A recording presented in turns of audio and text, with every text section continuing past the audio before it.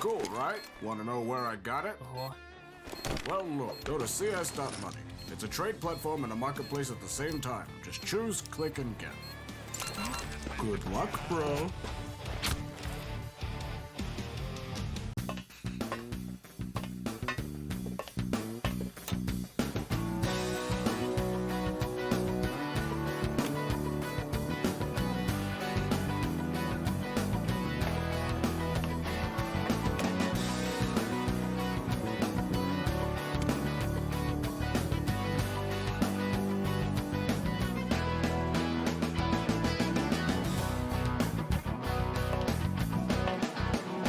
Case.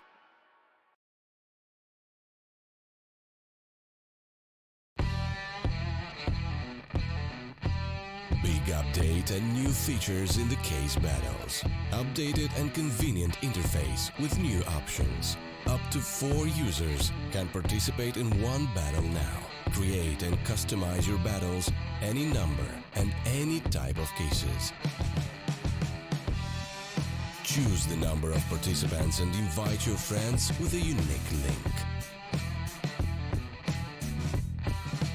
Watch the best drop and win everything. Don't miss epic battles on Hellcase.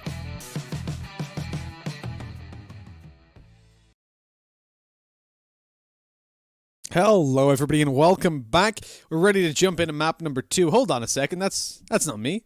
That's Lennon. There we go. Let's line it up a little bit. That's better. We're ready to jump into map number 2. Here is Sprout taking on Tricked. It is going to be Overpass that we move on to. Of course, a map pick of Tricked, so you'd expect them to do a little bit better. But it's not a terrible map for Sprout. And I want to start off in that regard saying about their recent performance. I saw them pick it versus Heretics, and I saw them leave it through versus Heretics, and I thought that was a stupid decision. They beat them 16-13. They barely scraped by Movistar Riders 22-20, and then beat Big 16-13. So with that under consideration, it's not an amazing map for them. They've had 3 close wins recently, but also lost to Illuminar, Optic, Windigo, and Vitality.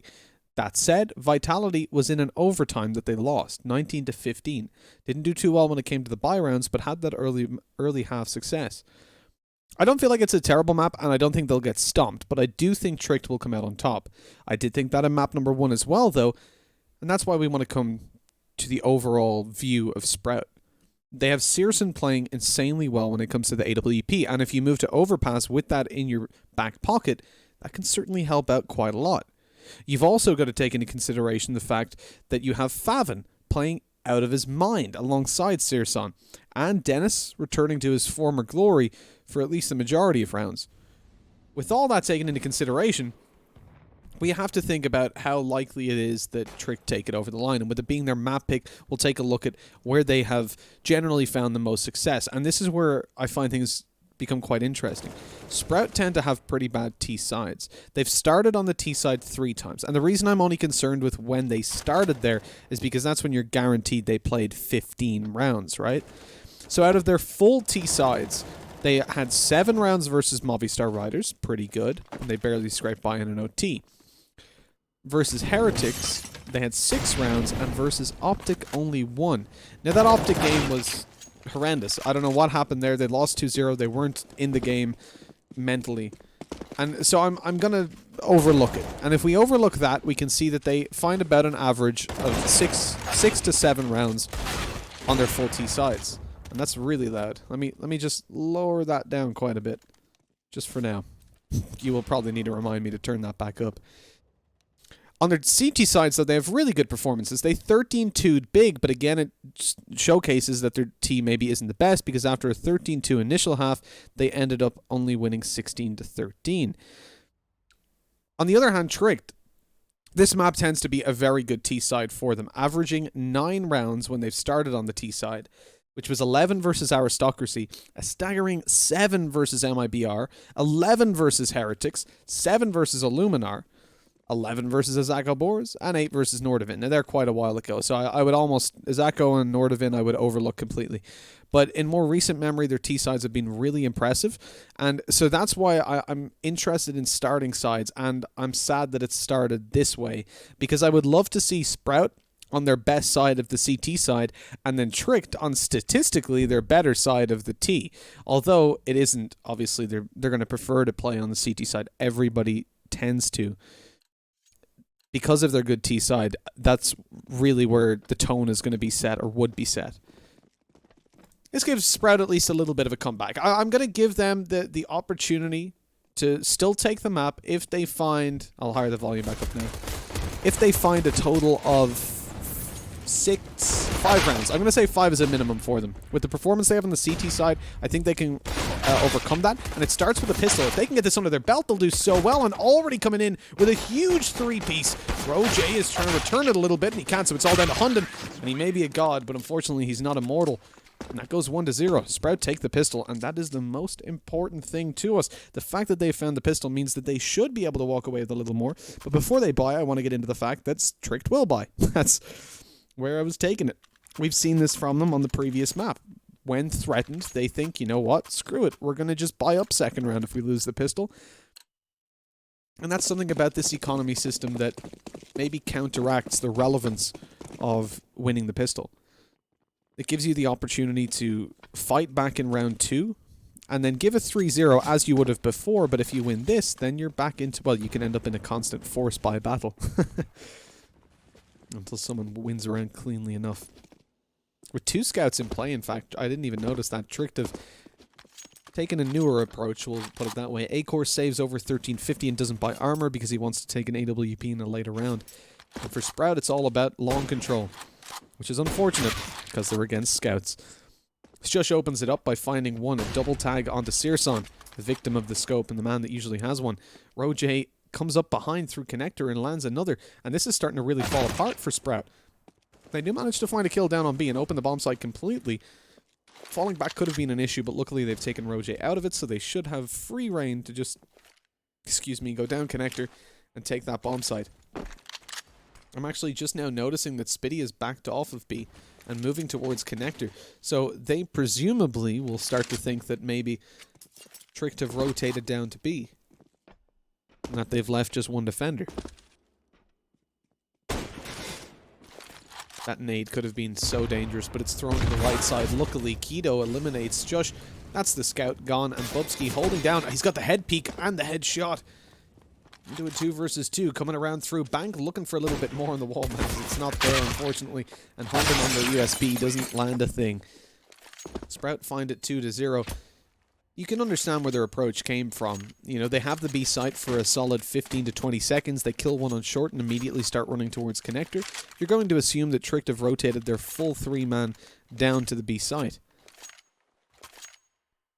So instead they go A, where there's only one player. The others, they had a scout, because by the time Sprout would have made it, there was a scout in heaven which could have picked the bomb going across to the site, and another player down lower, closer to the site, which could have went in, I think, with a deagle. So that would have been a very dangerous fight to take, whereas instead going to A, they took them out. Searson's just found 4 kills. He's looking for the ace with the MAC-10, not going to land it. One was a nade kill, so it's not all money being farmed.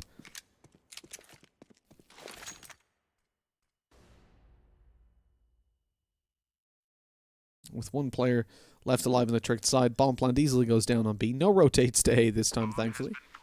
Probably wouldn't be the best call now. But Bubsky's retrieved an AK, and he's going to be more than happy to just bring that into the next round.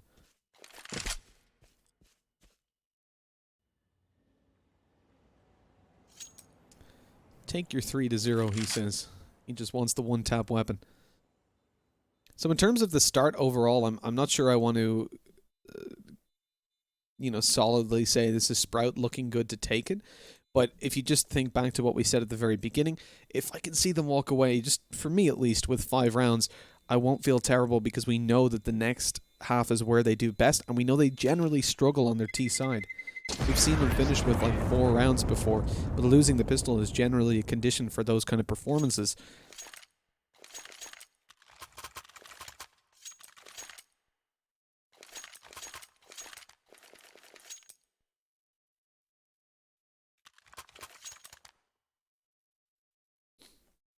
The full by now features Bubsky on an AK, and you got to think back to the previous map, how much damage this guy did. Bubsky was absolutely insane when it came down to the clutches. And even though they lost, I think he was the most impressive overall. With the situations that he pulled back, like winning rounds in 1v3s, 1v4s. Interestingly, Tricked at the moment have won 2 opening duels. That includes this round.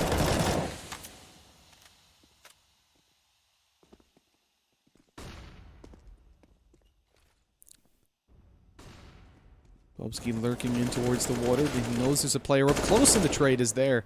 4 versus 3. Sprout decide to move towards the A site, leaving just one down towards Connector, who was going to rotate back up to help on this attack, presumably. Acor's got one hell of a pixel angle here. They're going to boost up. Or it looked like they were, actually. Instead, they decide to smoke it. They'll come right around the corner. Favin's easily dispatched, and they have no idea Rojay's up close. It's such a standard setup, but hard to predict. Oh, he's being spotted now. But Searson misses the shot, leaving Spitty all alone. 1v4. Had the best of games in the previous map, and he's not able to take it over the line this time. The first buy round goes to Tricked, sort of as predicted. This is their map pick, and one where they generally look quite good.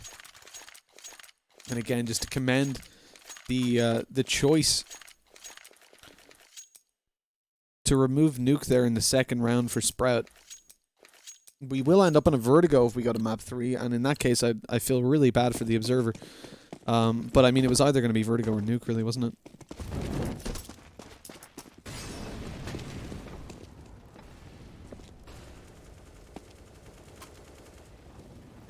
Interesting that, well, no, to be honest, it was either going to be Nuke or Inferno, really. But then Trick decided that they wanted to try Vertigo instead of Inferno, which was a bizarre choice to me. But they obviously have some preparation on it. This is something that has been overlooked a lot when you see teams play Vertigo for the first time in officials. They're like, oh, they never play it. They've obviously scrimmed on it. Like, these guys are not just going, well, I've never loaded Vertigo before. Want to give it a shot? Maybe it's been gone. And that's the problem for commentators, for analysts. It's always so difficult to gauge how well a team is playing on it, because you could win 5 out of 5 officials and then lose 10 scrims in a row and think, you know what, we don't want to play this map anymore. And then as an analyst, you're sat there looking at it going, well, why have they not, or why have they banned their best map, or why have they picked something else? What are they doing? Idiots. It happens a lot to us. When myself and Maniac were on desk there the other month, it was, the other week, it was crazy, like the amount of picks we saw going down. We were like, that doesn't make sense. But I guess something happened in scrims or whatever. You're into a 4 versus 5 for Sprout, and they're taking it so slow, which is why we're just chitty-chatting.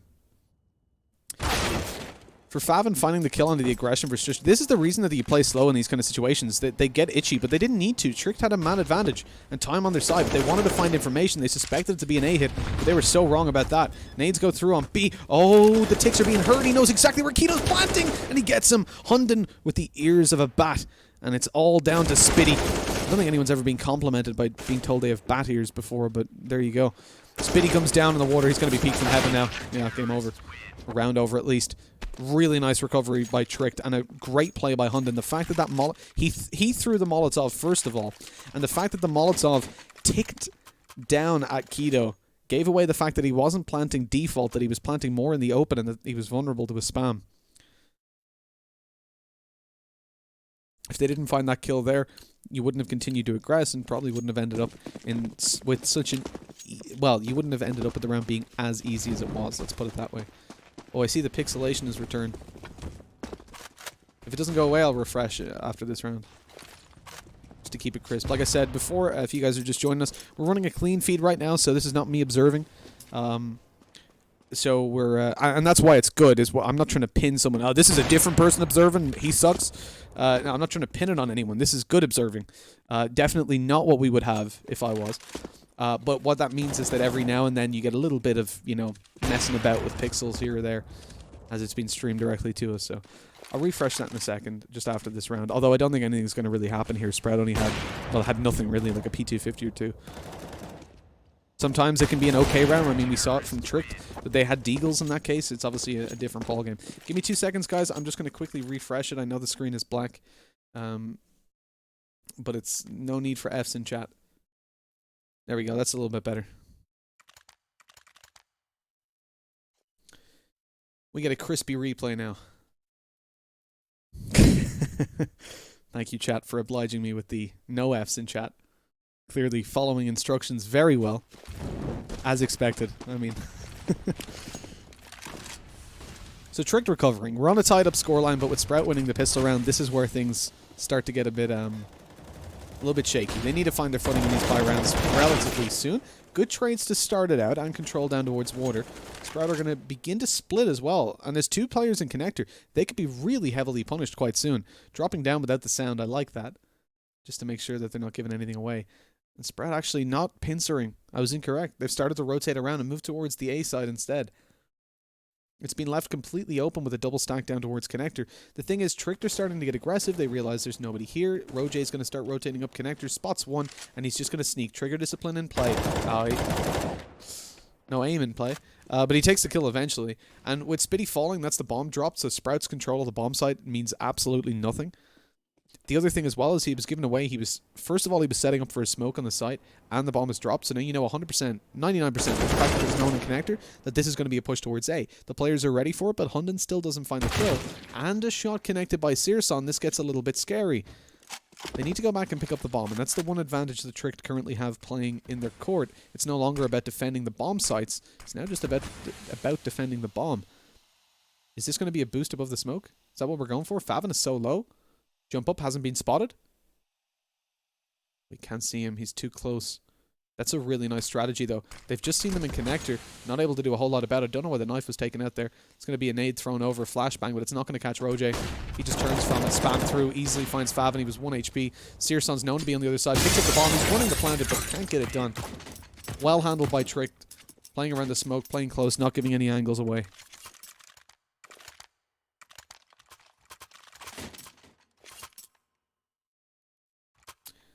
You can see the odds at the moment are favoring towards Tricked, and unlike in the previous map, this time I agree with them. From the get-go, though, Tricked are obviously favored on this map. The thing is, Sprout have got that nice buffer on the T side. This is one of the best starts. It's a better start than I honestly would have envisioned for them. And I wouldn't pin it down to them being... You know, I've said towards the start of the series I thought Tricked would 2-0 it. And the reason for that, I thought there was a good chance it could happen, was because Sprout have been inconsistent from time to time. We saw them at European Champions Cup, losing to Optic, losing to Movistar Riders. I'm sorry if you've been here from the very start, because obviously you will have heard this 2 or 3 times. But it is the recovery on the first map, the fact that they came in on form. You've got Dennis, Favin, and Searson all playing really, really well. It's hard to look at them as a kind of a poor team. They've blitzed rush towards B, and actually the Pistols get up close. Strush is only 1 HP. He gets taken down. Hunden was 12. And this round, yes, it didn't go well in terms of getting a bomb plant, and they didn't win, but they did decent damage, and that's really all you're hoping for in a round like that. The thing is, though, the CTs have already built up quite a large bank, so you can see after this round they won't be struggling a whole lot. Like... Oh, actually, Acor drops over a weapon, so it's not as easy for him to drop in the next round if he wants to get an op. But he can drop at least 1 weapon over, and then you would have maybe Bubsky. No, well, Bubsky would probably get the weapon. You'd have Stush playing with a weaker rifle or a shotgun or something. It's a botched molly. They know they've botched the molly now, but do they know Searson's already out? They do now. That's one hard way to find out. Acor falls immediately, and all because of a botched molly. If that wasn't there, they could have actually managed to take it across the line in that opening duel, or at least get out of there in a 5v5.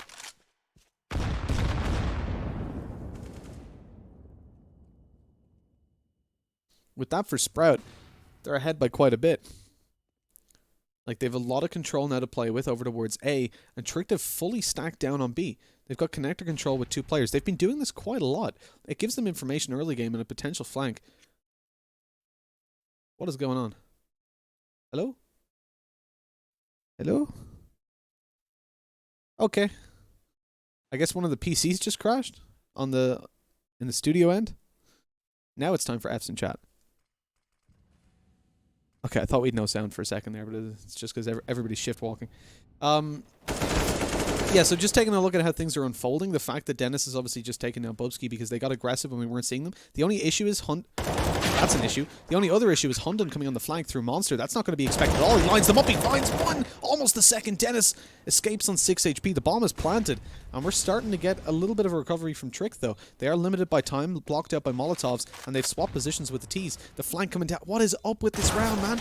People are everywhere behind each other. Keto's coming down. Okay, Favin is trapped in the corner. This is a bit of an issue. Keto has to run fast to stop the defuse. He's smoked off as well, and he's not going to find the shots. Trick have actually won it with a ninja. 2 players still alive, and they just drop a smoke. Molotov out Favin, look towards Keto, and it's easy peasy. Really well played by Trick. I presume they were on the bomb. I didn't hear it. But I think Favin got the sound cue, so he called it to his teammate, and that's why Keto rushed up into heaven. Either that or I just didn't hear the sound cue, but good reactions from Sprout either way. It's just a shame that they had that Hunden was able to get on that flank, and that was the key feature there for the CT side. We're talking about the aggression they've had towards Connector. There you see it literally win them around because they're able to get all that info, get a guy down on the flank all the way around behind them. Obviously, we were frozen for a minute, so I didn't see him do that, but I presume Hunden had pushed up the ladder, gone through T-spawn, made it up behind them, and then obviously just destroyed them. We've got a pause coming through, which is a technical. I have no info on why that's happening. What an insane play. Look at that. Wow. It's a guy in a smoke diffusing. Best replay I've seen in my life.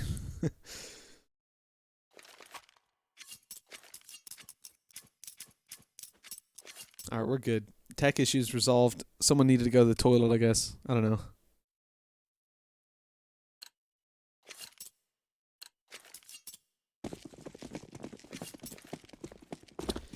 Roger's got, what is he, 12 for 5 right now?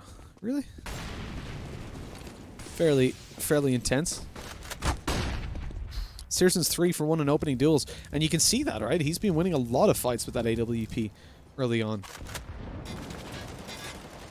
Just a lot of fights with AWP, but I guess he's sort of forced down to a quieter game now with the Krieg in hand. Has to go for the heads. Not so easy with the Krieg. Trick, I love how they're changing their setup. Like this, can you imagine being Sprout right now? It's so hard to have a read on what your opponents are doing. Like they're getting behind you, they're pushing Connector. Now they're stacking up 4 players, rotating late down 1 when they realize maybe there's not a lot happening. Haven't gotten aggressive yet, but with a full execute, now they can get a hard flank on. I think Roje is going to go for the flank while the others rotate down through Con and CT. But Shush is caught in the open, and losing Shush, that's the round almost over. What's the money like? It's pretty bad. I think we should be saving here. If you're tricked, probably not going to want to commit to that. Losing your flanker as well, that's the majority of hope for you winning that round. Like, any hope of you catching them off guard is completely gone. So I think it's time to just commit to a save. You can see they're kind of skirmishing a little bit, right? You're looking over towards looking over towards Heaven. You're trying to catch an angle. Bubsky's maybe trying to find them aggressing down. And showing Heaven presence obviously will increase the chance someone pushes into Bubsky and gives him a kill. But the fact that obviously you've not found a pick, you have to save at this point. Looking for an exit or two, again, not going to happen. Exits are valuable at this point. We saw in the last map that there were a couple of times that we were going for exits when it wasn't really necessary. Searson playing a risky game with the op on the A site when they were exiting B, I remember. Where he took a fight 1 versus 2. It was like the second last round of regulation. Or third last, actually. Sorry, but yeah, that's not happening here. It makes a little bit more sense at this point because last time, basically, when Searson was doing it, they had enough money that it didn't matter what happened. Right here, though, you can see if Sprout had to buy 1, maybe even 2 rifles, they would be really hurting for money if they lost this round. Now they've got a little bit of buffer of economy that they can play around. So it's definitely a little bit of a... Well, it's definitely an advantage, full stop, that they're not... They didn't lose a player in the previous. Dennis taken down through the smoke. Great timing by Roje. Bubsky pushes. And that was important because Keto actually turned around to look at Dennis. And not knowing if he was through the smoke or not, obviously. And then Bubsky pushed on short. Really good coordination from Tricked. But look at their... I wish I could open the map full screen. We can draw a circle. Oh, thank you. I don't know if they're... Are you listening to me, observers? Thank you very much. All of the CTs are down in water. That was the weird... I don't think they're listening to me. I really don't think they are. So that was the weirdest timing I've ever experienced in my life. the hell? Anyways, we're into a 2v4 with the rotate coming out. It's freaked me out. Coming up through CT. And so Searson and Spitty attempting to get that bomb planted, but it's going to be pretty difficult. They have no info if anybody's come up short, come through toilets, up con, and just general short. Acor picks one, and that should be the end of the round. Yeah, indeed. Yeah, like the position there, the fact that they were so starved for information as well, means that even though there was the opportunity to get a bomb plant, there was no way that they could know that they had that chance.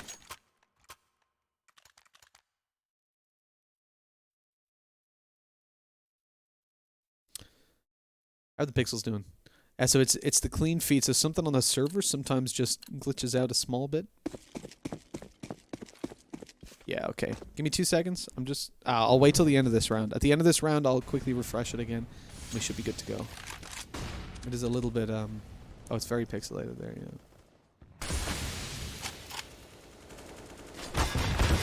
Oh, Dennis! Man, he was shot through the smoke last round to 100 HP, and now he's being hurt severely by being spammed down. I'm just going to quickly answer, why is he planning bank? He had no information on anybody being on short and coming up through connector. So the better play there was to have your player up close, plant for bank, and then if they come up through dumpster, you have to take a risk, right? No matter where you plant, you don't know if there's a player there. So you're covering at least then one of the angles you can get a kill from. Yeah, it's just a gamble you have to play when you're in a 2v4 with no info like that. Nice shot early on by Searson, and again opening it up. That's a 4. I think he's 4 out of 5 opening duels on the AWP now. Molotov goes through. Strush is trying to find it, but he can't quite find anything there. Bobsky luckily follows through on a frag, but again traded back, giving him a 2-man advantage, in fact, in favor of Sprout. And the B site completely open. Hunden, Molotov's back, isn't going to be able to do anything about this, so that should easily be the bomb plant. And now we begin thinking about what the CTs want to do. Now, either way, let's take a look at Searson. He's coming in on a flank. Not the usual flanker, the guy with the op. As Hunden falls, it's all onto Acor, but he has literally no info. They're going to walk past each other. Look at that, right past him. Acor's made it out. There's another player coming through short, though. This is like a scene from Assassin's Creed. You gotta go and hide. I don't know if you ever played Manhunt in Assassin's Creed. One of you is the hunter, the other has to hide. Dennis is dead? Oh my god, Acor. That was not the play. That just was not the play. I don't know if it happened for anybody else there. Dennis's bar just flashed red for a second. I'm pretty sure. Anyways. That was unlucky for Acor. Probably not the play that you wanted to make. Acor God. God Hunden, God Acor. I get it though. You don't want to scope in fully and then because he'll react to the scope sound. It's just unfortunate. Shows that he's a competent opper though by finding the kill to open it up. They've gone for the double op setup on the CT side and a deagle on Roje. A little bit of a scary situation. With the CT side having one weaker weapon in play, but they've got a man advantage now to work with, so that should certainly help the situation. Hunden gets lit, but look at Roje. He's starting to come down through the door. He can go. This could be really, really dangerous. He opens it up. Oh, that is so smart. The flashbang was timed perfectly with the door. So first of all, they're blind, and even if they're not, the sound of the flashbang kind of like obscures the door opening sound. We've seen some big plays so far. That's certainly one of them. Acor tucked in the corner finds one. The problem is now he's most likely dead, but maybe he finds one more. These guys, there's 2 players left. They should group up. They should push through, well, wherever they want, but together is the important part, and not line up. I really hope they don't line up. I can see it happening. He sees one coming, finds it, no repeat. Oh my god, that's a big mistake. He gets a second shot off onto Dennis. Now he doesn't find it, he doesn't get the kill. But again, a mistake that they allowed him to have the time to cock that rifle and potentially find another shot.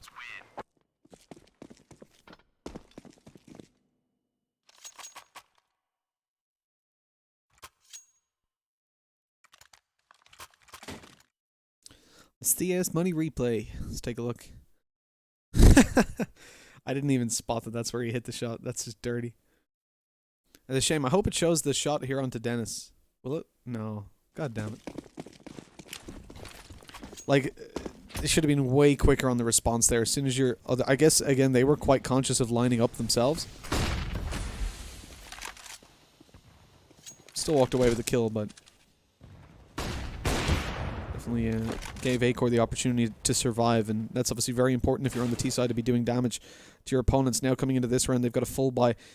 We're nearing the end of the half. Spread have already got 5, which I said was the minimum for them to find, really, for us to feel okay about their chances. And they have now got an okay chance at taking it across the line, the CT side. Remember, this isn't their map, and it's definitely not one that they look amazing on. And this is their worst side. Their CT side has been very strong against some really good teams. They 11-4'd big most recently.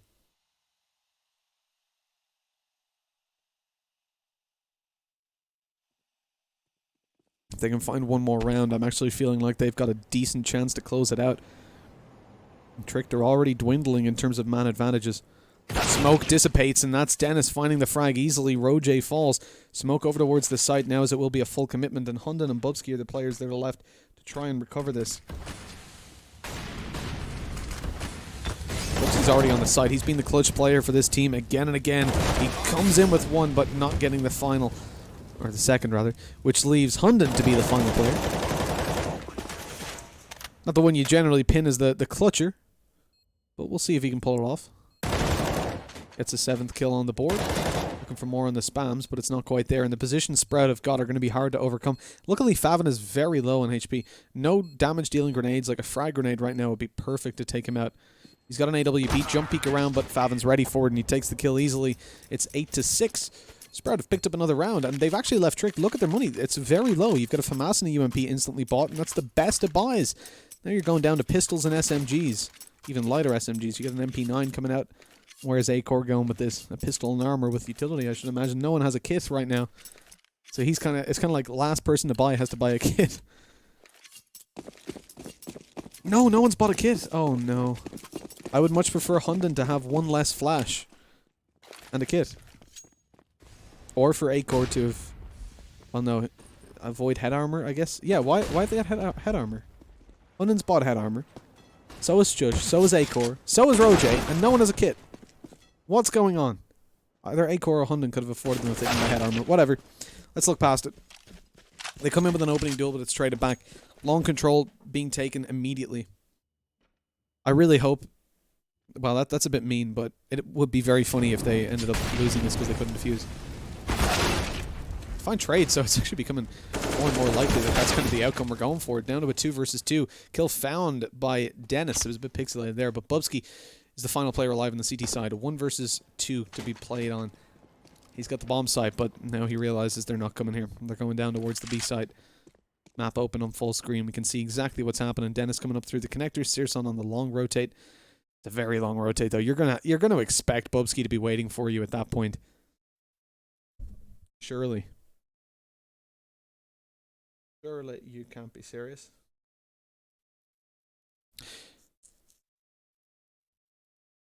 Just gotta wait. It's just a waiting game. You know exactly what they're doing. The thing is, Bubsky knows too. The amount of time it's taken them, he might now think, oh wait, they've double faked me. They're not coming B. And he is. Oh no. It's just such a long rotate, like. I don't know why Searson went all the way around. They could have went through connector. They knew he was on site. It's really weird. He was last spotted on site. No way he got up short. You send one guy through con and one all the way through T-spawn. That's exactly what it does. Bubsky's like, nah, there's no way they take this long. So 1v2 to win out. He's got the disadvantage. Doesn't drop into the water, but he loses HP. Dropping on top. Oh, this could work out for him. He catches Searson, missing both shots. Now it's all down to Dennis. We said he was on God form earlier on. He's been spotted out. This is dangerous. AWP in the hands of Bubsky. He goes around, flash over, not going to be caught by it. He's sticking the defuse at the moment. 5 seconds left. Dennis going to go out into the AWP, and he finds the shot. I mean, at that point, his Krieg is essentially an op because it's killing Bubsky straight away. When you can move a little faster with it and don't need to scope in on. It's now 8-7. Trick favored 1.4 to win this map. I don't think the odds should be that far apart in anybody's direction. We know Sprout have had good CT sides. Again, just look back to the game against Big. They found... sorry, I said 11-4. They 13-2'd. They 13-2'd Big on their CT side. We've seen them the other times they started CT. They took 9 rounds against Illuminar, who are quite a good team, in all fairness. The name might not ring too much of a bell, but they are quite strong. They found 10 rounds on their CT side versus Vitality. That was 3 months ago, though. You have to take that into consideration. But they do average around 10 rounds whenever they start CT side, whenever they play a full half. So if they find the pistol, I would then move to favor them. I'm going to just turn off the stream very quickly. Not the stream, but the... your screen's going to go black for a second. I'm going to quickly refresh the stream once again, and hopefully sort that out. Just because the pixelation was a little much. F's in chat again. Thank you. Obliging as always. Yeah, I don't think the odds are. I wouldn't agree with them. I think Sprout have got a pretty good chance, and especially taking into consideration if they win a pistol. We're going into the next half in a little bit, but by the looks of things, we've got a technical pause coming through. Let's take a look at the opening duels that we've had overall. So, Searson, yeah, indeed, he's 4 for 1 in terms of opening duels. Bubsky, 3 for 0. Not too bad. Dennis has been picked off 4 times without having at the very start of a round, without finding a rebuttal. But we did see him get just destroyed by some plays, like spams through smoke and all that sort of stuff. Just having a bit of an unlucky time in that sense. He's the one getting traded. And to still, I mean, if you think about it, if 4 times in a row, 4 out of 15 rounds, he has been taken out of the round immediately. He was the first player to die. And yet still, look at his performance, 10 for 11, after having 4 rounds not go his way at all. That's a pretty strong performance, and again feeds into what we were saying. Searson having a great map on the T side opping, which has never been a strength. I've always preferred seeing him on CT side. And then Favin, again, having a pretty decent, an okay performance. He's not on Favin God tier like in the previous map. But again, this is a map where Sprout are not too comfortable. Overpass has never been a home turf that they really like, so you can forgive it for the most part. With Trick taking long control early on, they're not looking too good in these fights, but they take Dennis's head off immediately. Oh, talking about taking heads off. Searson and Keto. Dennis now with low HP as support, coming in, flashbangs over, finds a headshot immediately, looking for a little bit more. He's not going to find it as the player's jumping around, but it's all down to Bubsky. He's been the clutch player, like we said, picks up another Glock. 12 bullets left. He doesn't want to have to reload, but he's been pushed in behind, tries the 180, and that would have been absolutely beautiful.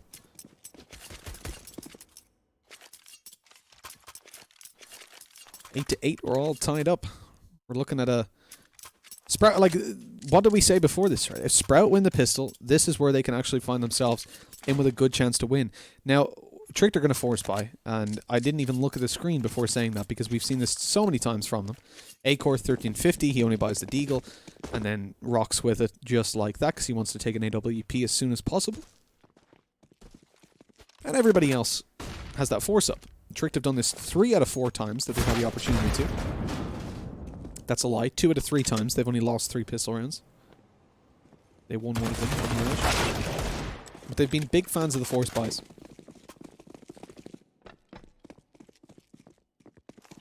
Coming in with 2 opening duels, and they've had quite a good success rate as well. The last time that they took this force buy in round number 2 after losing the pistol, they won it. And oh my god, they're destroying Sprout right now with those Deagles. Dennis does quite a bit to pick up 1 and 2, but no 3rd. Leaving it all on to Favin. He's been a huge clutch player, but it's going to be a really rough one for him to win. He's still going for it, which is surprising. But you have got very low HP. Now, obviously, there's no way for him to know how low these guys are. But with Roger on 24 health and Acor 50, he could definitely win this. You could see the decision-making there. He was thinking about going for it, thinking about saving, thinking about going for it. But eventually, the team settles on a save. And that's where he'll be going, down towards the B-bomb site. Makes the drop noise, and that's when he starts to run. So he's just going to bail away. Saving the weapon through to the next round and giving Tricked a 9th, which cancels out the pistol round effectively because now Tricked are ahead on economy. They've also got free upgrades on weapons. So this actually, to be honest, this is a better case scenario than actually winning the pistol. Tricked have gotten out of a force buy. They've got an M4 to FAMAS. The plural of FAMAS is FAMAS, apparently. I looked it up and that's what it said on a website. You never know. We'll see. And then for the other two, they've got to buy up an AK and a Krieg, but the cash is pretty good off the back of that. Considering the buy they have, they should have a lot less money.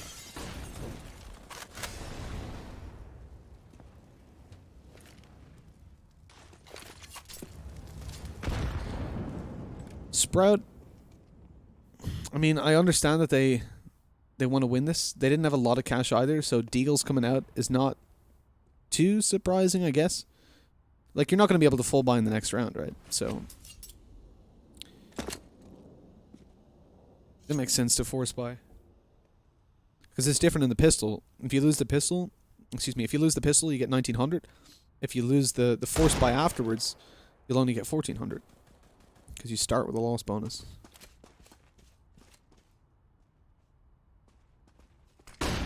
Oh, Spitty, unlucky man. He still gets quite a bit of damage off considering he got full blinded.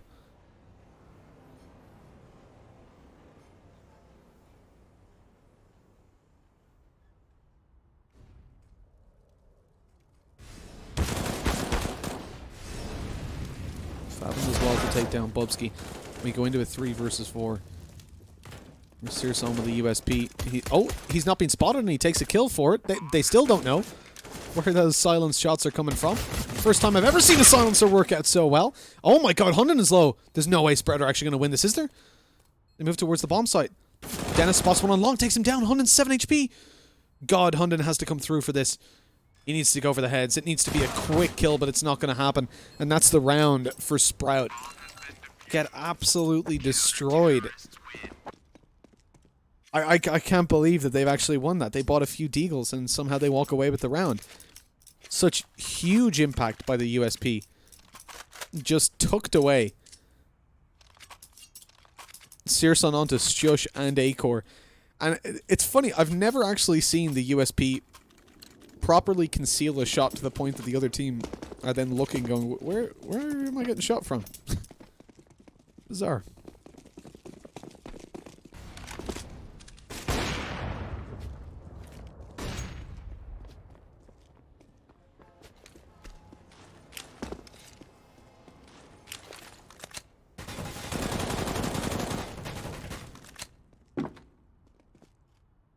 The other thing I didn't mention is that Tricked got a bomb plant, obviously, as we saw, which means they're able to get a decent enough investment into this. 2 Kriegs on the players that didn't buy it, because, of course, 3 of the guys didn't have to buy, right, because they saved over weapons. So they've got themselves Hunden, Bubsky, and Stush, and then Acor and Roje are a little bit weaker, having to buy up in the previous, but it's definitely workable. Searson goes back out there, and that's way too aggressive with the AWP. He had support coming in up close, but Keto died, and then Searson didn't know. I'll take that back. It's not too aggressive, but considering Keto died it was, but he didn't have the time to really react to it. It's just an unfortunate series of events for Sprout. Coming through the smoke is a brave call. We'll call it brave, and we'll leave it at that. It's all down to Spitty 1v4, and again, just not going to happen. These kind of clutches are so hard to come up with, especially as consistently as they have been so far in the series.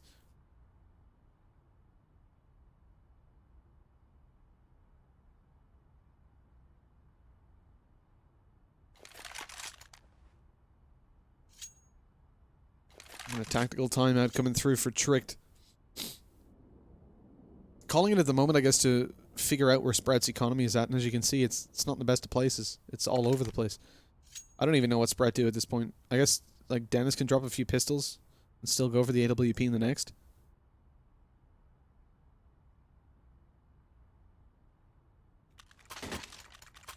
And by go for the AWP, of course, I mean drop it to Searson. Well, no, Spitty can buy like a P250 or something. Okay, they get a flashbang. We're probably going to see a much faster strategy with Spitty standing towards the back lines, dropping the flash over and seeing if they can overwhelm whoever's in play. You can see at the moment they're just snake trailing towards middle. Spitty's holding at the back. He's going to drop the flash over. And they're waiting for contact. Oh, we can't see Spitty. He's just there on the right-hand side, where I-League ends. Tucked in the corner. As soon as they get contact, he was going to throw the flash over and they'd blitz out, but Tricked have gone down to B.